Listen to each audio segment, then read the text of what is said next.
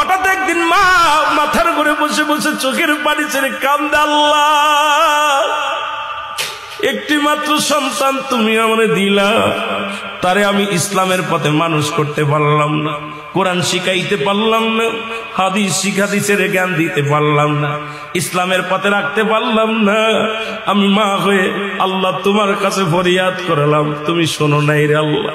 আল্লাহ যদি নাই তুমি শোনো, আমার মাতাল সন্তানকে তুমি ঈমান দিয়ে দাও, ও যদি মারা যায় যেন ঈমানের সাথে মৃত্যুবরণ করে। জোরে বলো আল্লাহু আকবার।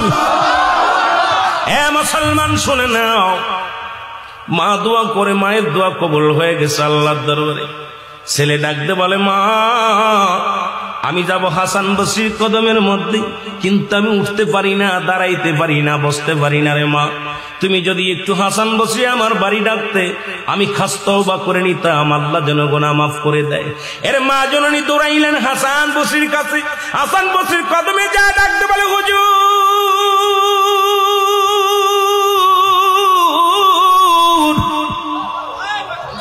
আমার মাতাল ছেলে তওবা করতে চায়, কালেমা পড়তে চায়, আপনি যদি আমার সাথে একটু আমার বাসায় যাইতেন গো, তাহলে আমি অত্যন্ত খুশি হতাম আপনার উপরে।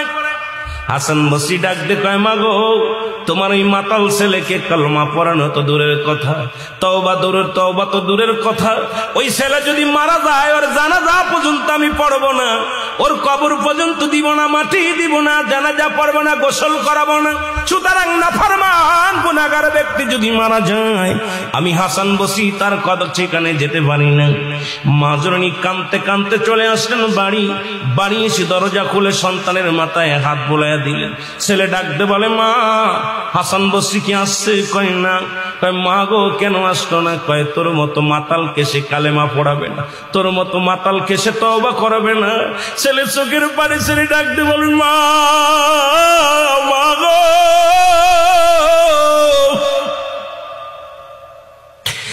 আমার মতো পাপীরে যদি দুনিয়ার মানুষ ঘৃণা করে, আমি যদি মারা যাই, জানি আমি মারা যাবো গো মা। মারা গেলে আমার এই লাশখানা কোনো গোরস্থানে শুয়াইবা না, যদি গোরস্থানে শুয়াও তাহলে গোরস্থানের মানুষের কষ্ট হবে রে মা। আমি মারা গেলে আমার গলার মধ্যে রশি লাগাইয়া টানতে টানতে জঙ্গলের মধ্যে ফেলে দিবা রে মা, নাই সমুদ্রে ফেলে দিবা। কারণ আমার মতো পাপীরে যদি গোরস্থানে রেখে দেয়, অন্য ভাইয়ের কষ্ট হবে, অন্য ভাই বোনদের কষ্ট হবে। এই জন্য মা গো আমার দেহ কানা তুমি দুনিয়ার মধ্যে কোথাও দাফন করবা না।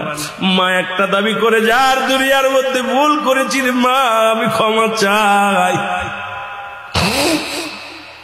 কানতে কানতে সন্তান দুনিয়া থেকে বিদায় হয়ে গেল। আল্লাহু আকবার বলো। সন্তান মারা গেল, জনম দুঃখিনী মা চোখের পানি ছেড়ে কান্দে, মালিক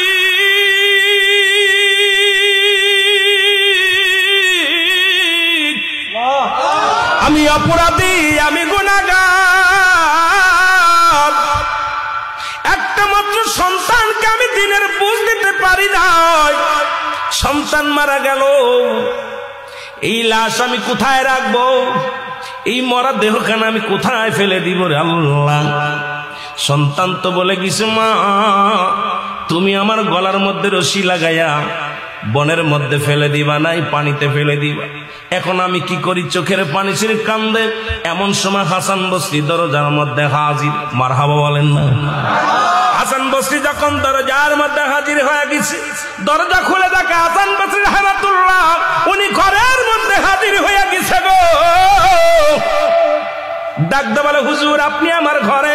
কই মা গো তোমাকে বিদায় করে দিয়া আমি জোহরের নামাজ পড়ে যখন যাই নামাজের পর ডান হাত মোবারক মাথার তলে দিয়ে ঘুমাইছিলাম, ইলহামের মাধ্যমে শুনতে পারলাম হাসান যে মা তার সন্তানের জন্য ক্লাতি করে রে,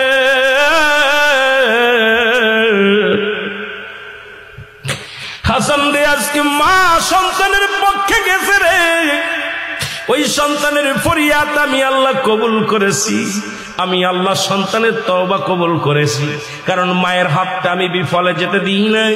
মা জননী হাত উঠাইছে সন্তানের হইয়া, আমি আল্লাহ কবুল করে নিছি রে হাসান, তুমি যাও। মায়ের চোখের পানি জমিনের মধ্যে পড়ে, আমি আল্লাহ সইতে পারি না, তুমি যাই ওই সন্তানকে গোসল করাইবা, তুমি ওই সন্তানকে কাফন পরাইবা, তুমি ওই সন্তানকে দাফন করাইবা, কারণ আমি আল্লাহ ওই সন্তানের ফরিয়াদ তওবা কবুল করে নিছি। জোরে জোরে বলো মারহাবা।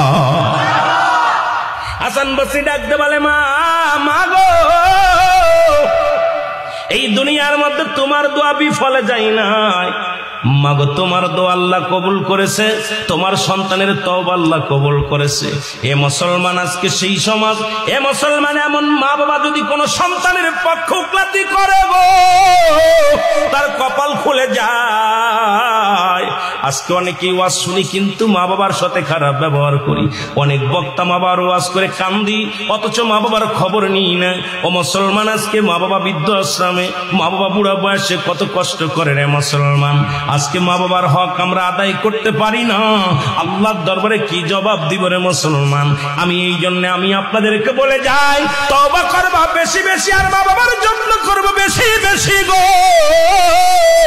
মা বাবারেও খুশি রাখবা, আমার আল্লাহ রাসূলকেও খুশি রাখবা, ইসলামের বিধান মেনে চলবা, দুনিয়া আখিরাত দুইটাই শান্তি পাবা। জোরে জোরে বলেন ঠিক কিনা?